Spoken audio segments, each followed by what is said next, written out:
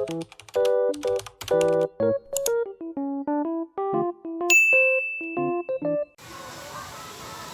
guys! Welcome to my vlog. It's Charleston from the Sora TV.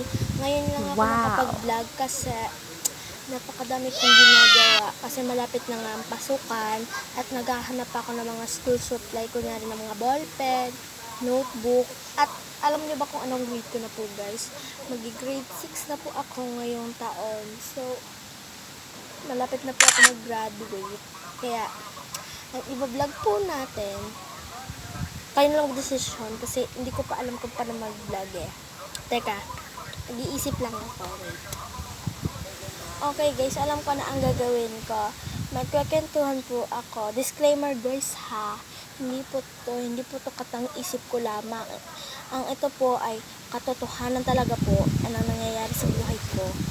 Kaya, wag niyo pong sa i-comment na baka hindi naman yung totoo. Ako, totoo to kasi marami akong pinagdaanan ngayon. So, tara, let's start. Nung 2 taon ako, or nung 3 taon ba ako noon, iniwan ako ni mama dito lang sa aking, dito sa bahay ako, sa Bicol. At, bumabalik lang siya pagkagabi-gabi, kasi, dito siya natutulog. Nung, nung nag-grade 4 ako, nung nag-10 ako noon, nag-asawa si mama. Ang pangalan ng asawa ni mama, Jong Sambo Jr. At nung nag-grade 6 na ako, madami akong mga pinagdadaanan dito.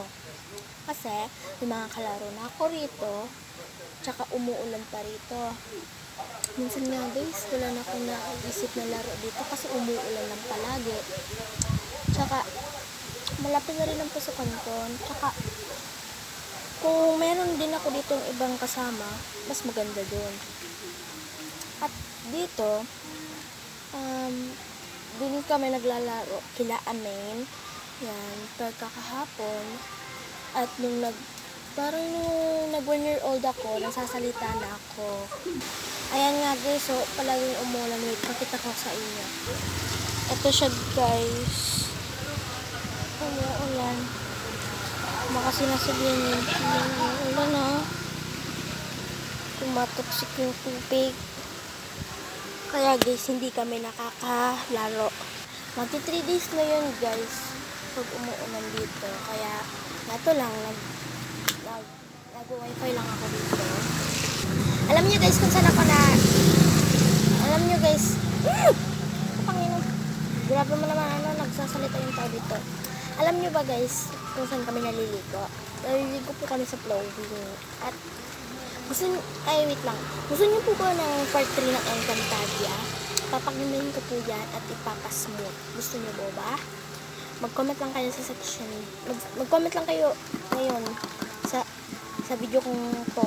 Kung gusto nyo, hindi ko ilalagay ko sa at papagdandahin ko pa ang mga kinakalabasan ng mga Encantadia.